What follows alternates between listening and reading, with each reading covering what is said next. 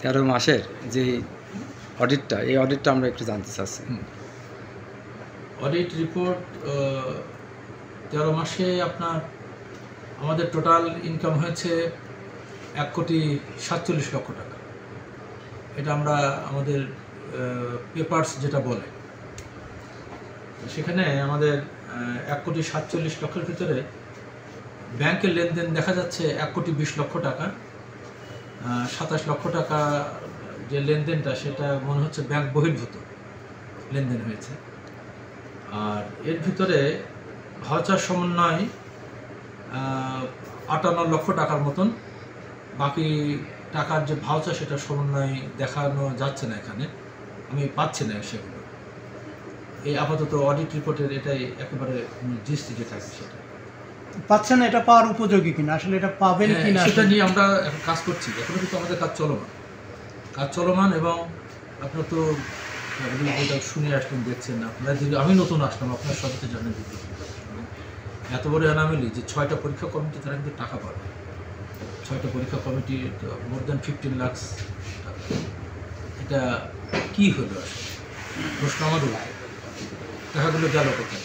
এবং সেখানে শিক্ষক টাকা পাবে, উপজেলা প্রশাসন টাকা পায়, হাসপাতাল টাকা পায়, পুলিশ টাকা পায়, ডিসি অফিস টাকা পায়।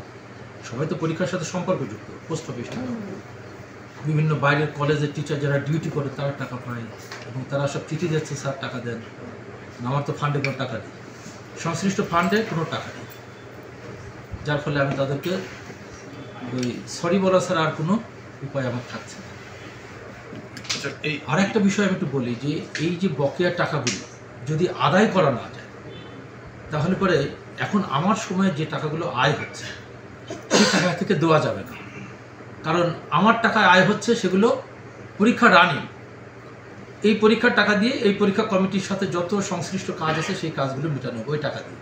কিন্তু বিগত বছরের যে টাকা আয় হয়েছে, সেই টাকা কিন্তু আমি দিতে পারবো না, দেওয়ার কোনো আমার এখতিয়ার নেই। জি বলেন, কি বলছেন? আপনাদের এই হিসাবটাতে হিসাব রক্ষকের কাছে তো হিসাবের বিষয়ে হিসাব রক্ষক থাকে, এবং প্রিন্সিপাল হচ্ছে এখানে ডিডিওশিপ তার আর কি, মানে আয়ন ব্যয়ন কর্মকর্তা। উনি ওনার নোটিশে আয় হবে, ওনার নোটিশে ব্যয় হবে। কখনো কখনো অর্থ কমিটি থাকে, হ্যাঁ, এখানে একটা অর্থ কমিটি থাকে, সেই কমিটিও অনেক সময় এখানে সম্পৃক্ত থাকে আয় ব্যয়। বা আমরা যেটা করি আর কি, যে নর্মালি যে সরকারি কলেজগুলোতে আমাদের একাডেমিক কাউন্সিলের যে বডি থাকে, সেই বডির সাথে আমরা আলোচনা করে কাজ করতাম। এখানে আবার দেখছি যে অর্থ কমিটি একটি স্পেশাল করা হয়েছে, খারাপ না, ভালো এটা। তো সে অর্থ কমিটিও তাহলে তার সাথে সম্পর্কযুক্ত থাকে আর কি।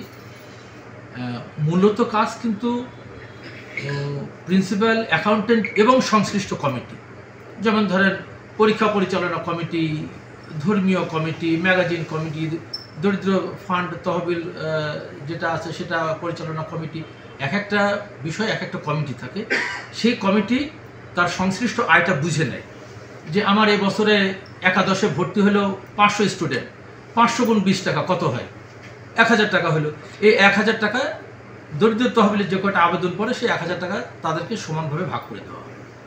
এই হচ্ছে সিস্টেম। কিন্তু ঘটনা যে অর্থ কমিটি যদি করাই থাকে, তাহলে প্রাক্তন যে প্রিন্সিপাল উনি যখন চলে গেলেন, তাহলে এই অর্থ কমিটি এই হিসাবটা সঠিকভাবে নিলেন না কেন? উনি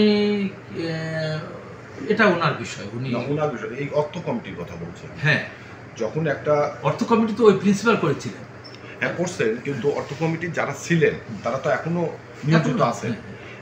সে যখন চলে গেলেন, তখন তাদের উচিত ছিল না যে আপনার টোটাল হিসাবটা দিয়ে তারপর কমপ্লিট করে তারপরে এখানে আপনি যখন দায়িত্বে আসছেন, আমি যখন দায়িত্ব নিলাম, দায়িত্ব বুঝে নেবেন না? হ্যাঁ, আমি দায়িত্ব বুঝে নিয়েছি। সেটা হচ্ছে যে আমার ব্যাংক স্টেটমেন্ট এবং আমার যে অ্যাকাউন্টসের যে খাতা, সেই খাতাগুলো আমি ক্যাশ বুক যেটা বলা হয়, সেটা আমি বুঝে নিয়েছি। এবং সেখানে তো ফান্ড যেটা দেখছি আর কি, যে বললাম যে কোনো ফান্ডে 30 টাকা, 31 টাকা।